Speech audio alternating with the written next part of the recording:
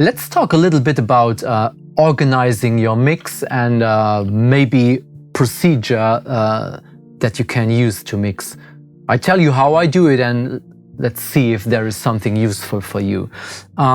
First of all, I like a well-organized mix. So color coding is important to me. I always use the same kind of colors, like brownish something for drums and percussion. I always have orange for bass. I have greenish stuff for guitars, bluish stuff for real orchestral instruments and synths and stuff like this. And I always use purple for vocals, green for effect return. So this, because as you can see, this is quite a large session with a lot of tracks, and if you don't have well organized them, it's just messy and you don't find anything.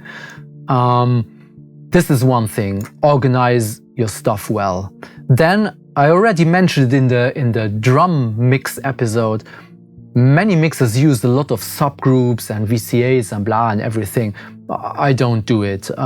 I just don't feel the need to do it. I use a drum subgroup because I like parallel compression, so I just need it to come together in one place.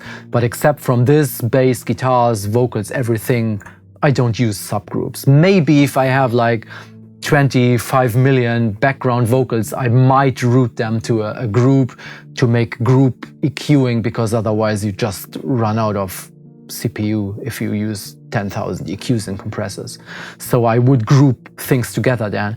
I would rather maybe commit to changes that I did in order not to have 10,000 groups. Maybe I have background vocals. I have, let's say, 4 pairs of background vocals, and it's just cluttering up my my mix session. So maybe I would commit to levels and commit to 2 tracks. So it's 1 background vocal and not 10 faders.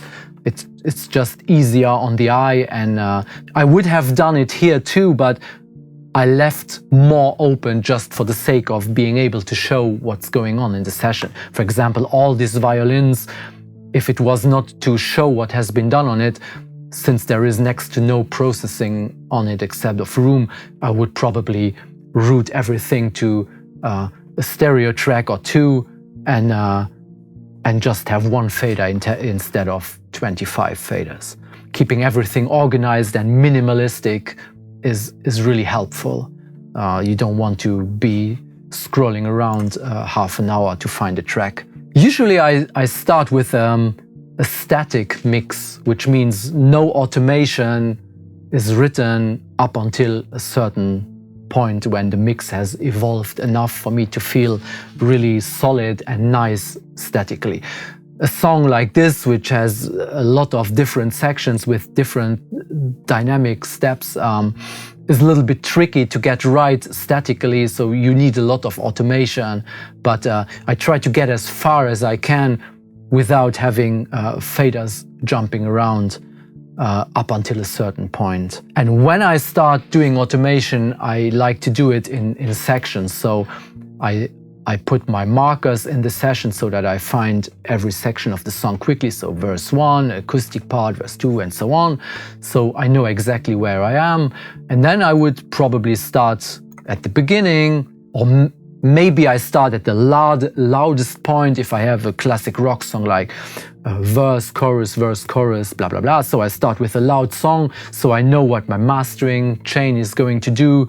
I have maximum levels, I have the maximum intensity, and work a little bit backwards from there. In this special song, I just started from the top and automated 1 section after the other. So I took verse 1, suspended automation, made the levels where I wanted them, wrote the automation statically in that point, and then started working little details, like for example this cello where you see there is a lot of manually written automation.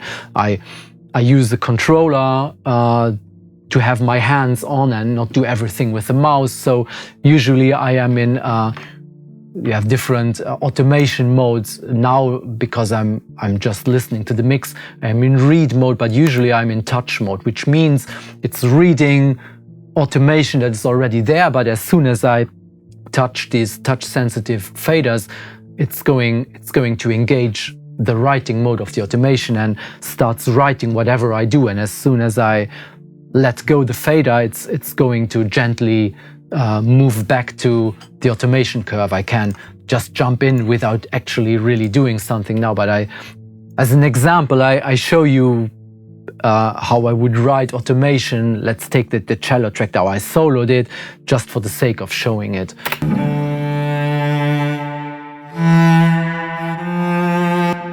As soon as I touch the fader, it's going to record the automation, and as soon as I let go, it's jumping back to the previous value that has been written on that curve. Okay, now of course I'm going to undo this.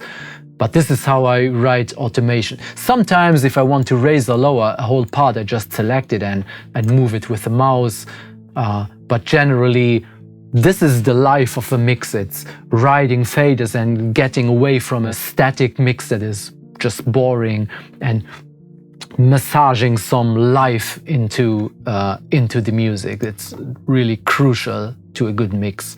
What is very important too is keeping your ears fresh, because you really get used to whatever you're listening to very quickly, and even with tons of experience, you are going to suffer from ear fatigue and to just getting used to what you hear. So for example, if you're mixing in a very dull way, you're going to adapt to what you hear, and it's going to sound fine to you. So it's important to sometimes switch to something that you really trust to be a well-produced record, just to rebalance or to recalibrate your hearing. So what I usually do is I have here a little plugin that I insert on the master.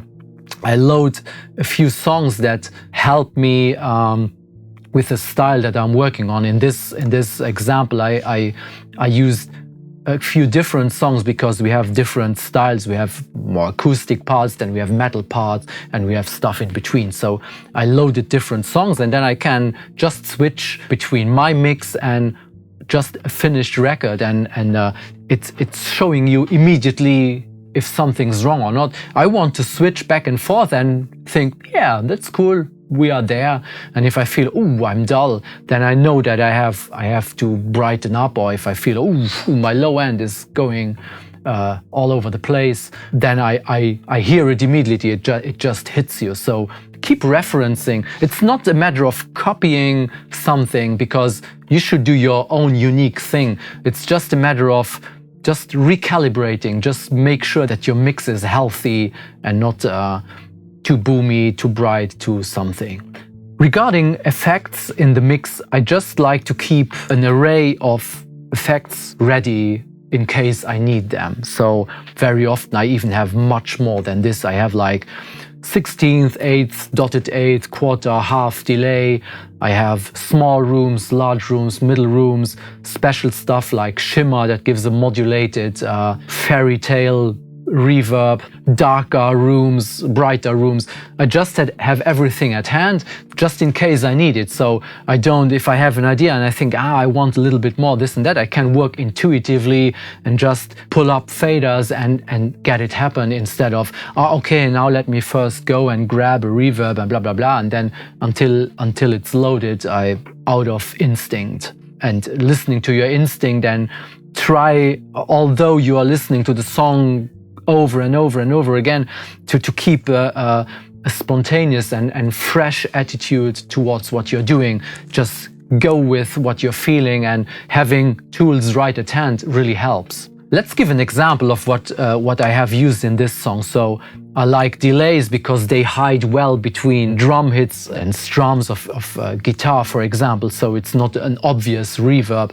That's why I always have an array of, here's quarter delay, here I have a dotted 8th delay, What do we have here? It's a straight eighth delay, and then blend all these together. They make a nice combination. What do we have? Shimmer. Oh, I cannot tell you enough how much I love shimmer. It's just something special. Modulated, bright, shimmery reverb thing. EMT 250, it's just a classic. I think it was it the first or one of the first digital reverbs ever built? Looked like an electric heat with big knobs like emulated here in the emulation, and they say it's the exact same algorithm as used in the original, and it's just wonderful. Valhalla doesn't only make shimmer, but Valhalla Room, they look kind of crappy, and are only $50, but don't let mislead you in thinking that it's not a high-end reverb. They sound fantastic, and if I only had like a couple bucks and I would start out, I would just recommend get Valhalla Room and Shimmer, and you're good to go effect-wise regarding reverb. You can do all you want with that. Here's another EMT, but I think this is my dark hole, so I probably rolled off. Yeah, I removed some high frequency just going into the reverb, so that reverb tail is going to be darker, which is handy on maybe percussion instruments that you don't want the attack of making like a splashy reverb. So you have a nice ambient reverb, but not like splashy reverb tail. Then we have the doubler that I mentioned in the vocal mix part, which basically takes the signal and we put it left and right and slightly up-tuned and detuned and slightly delayed. So, and if you add this back to the dry vocal, it's just opening up the stereo image and making it larger than life. But don't exaggerate or it will sound really plasticky fake, but if you find the right amount, then it's just making the vocal sound bigger. That's absolutely really nice trick. Yeah, that's it. Delays, reverbs of all kinds and flavors, and just play around. And if at the end of the mix you feel okay, your computer is running low on CPU and you see, okay, I didn't use this and this and that, you can then remove them. But it's handy to keep them there just in case you want to use them and don't have to load stuff first. Then next big thing is what do I do with a master bus? Some people like to be very puristic and just have nothing on the master bus and make everything in the mix and keep everything for the mastering engineer. I prefer not to have too many change in the mastering stage later. I want my mix to be as ready as I can get it. So I'm starting to insert mastering stuff right away at an early stage in the mix. Not during tracking, because you have a lot of latency and it's going to be difficult for tracking. But as soon as tracking is done, I start playing around with my mastering chain, which is not always the same, but kind of the same. I use a mix of plugins, and I always have the same mastering chain that I use mainly for color. So my go-to chain is, first I hit these Chandler germanium compressors. They don't do a lot. If I let me go into a part and you can have a look at the meters moving. So this is like, it's maxing out at 5 dB reduction, but I have it in parallel, so it's half dry signal and just a tiny bit of actual compressed signal. So it's not a completely wet compressed signal, but it's a mix of compressed and uncompressed. And then it's really, really gentle curve, really gentle ratio. It's just more for the color, because of all the transformers, the germanium transistors that are in there, it's just so thick sounding. If I remove this, it's just falling apart and getting thinner.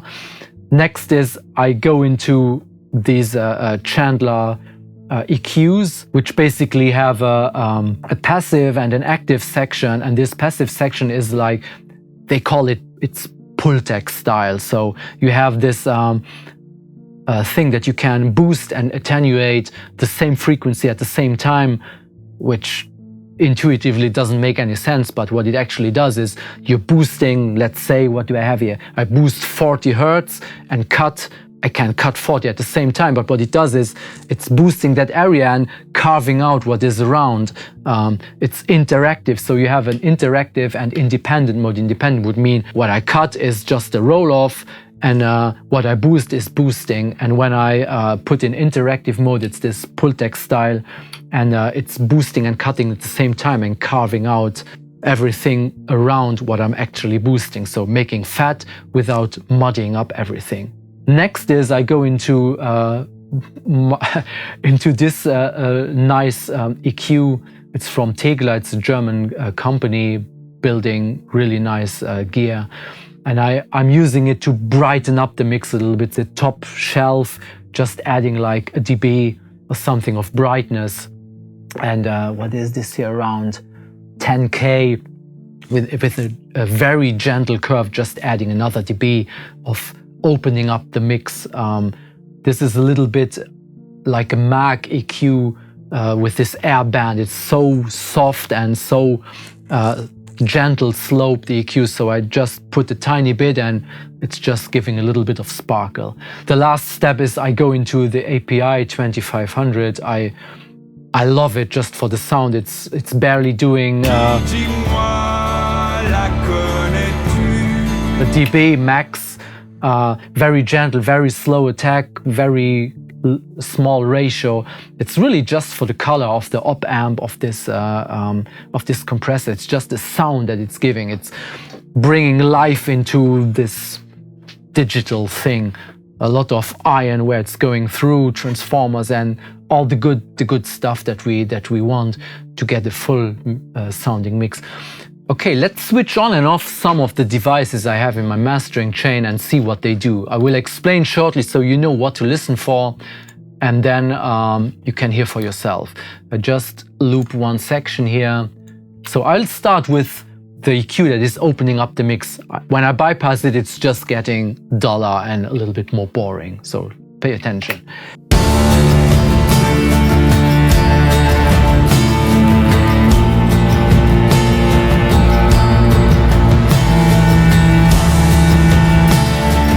Tiny bit, but it's just opening up. Let's have a look at these compressors, germanium Chandler compressors. They add weight. It's just like when I disengage them, it's just losing weight and getting thinner. Let's have a look.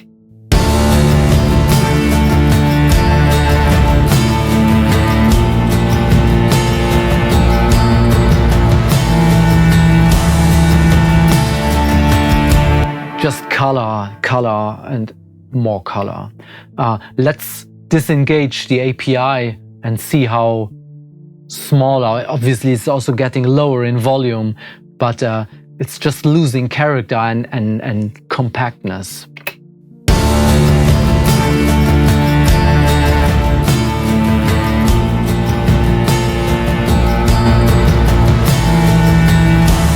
And the sum of all these little things, it's just making it more like a finished record, which is what you want. I have a few more plugins on the chain. Every one of these is virtually doing nothing, but in some it's a lot. I have like a Fairchild emulation. This is some voodoo thing that is correcting very gently the overall curve. So if you have an excess of low end or something, it's just gently putting it back. It's a soothe style thing. And then another compressor, more compressors. It's just I switch this one on and off for a second to see how the mix is falling apart a little bit.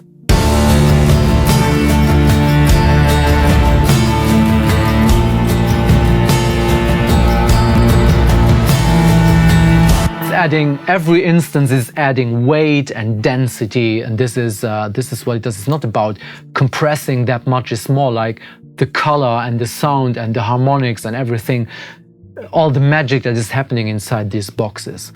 That's pretty much it. At the end, I have my favorite loud maker. It's a limiter clipping kind of thing from Slate.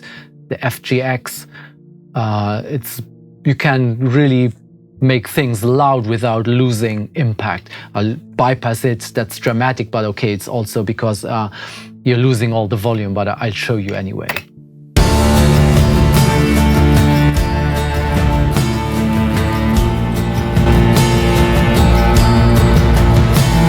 But it's not just the volume, it's getting more compact. It's yet another stage of limiting and compressing and clipping. So denser, denser, denser, denser until obviously when it's too much you have to back off. But yeah, this is as far as I can get to a finished record, and I wouldn't be anxious to get it out like this without having an explicit mastering, especially if it's just a single track.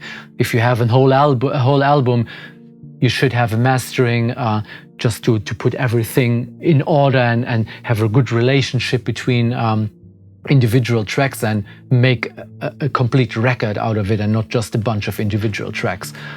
Then the very last thing I want to share with you is a really, really cool little plugin. It's called Snapshot. So I took a picture of my outboard gear and of the setting that I used on my Bricasti reverb so that I don't forget, and it's stored right in the session, and I can zoom in here and have a look at the settings that I used on my outboard. That's pretty much it. I hope you enjoyed joining us on this crazy ride through this production. And if you like, listen to the song in its full length and let us know what you think. Thanks, bye. Thanks for watching. I hope you enjoyed the video. If you want to see more, then subscribe to the channel. And if you need help with your production, check out the link to Tidalwave Studio in the description below. See you!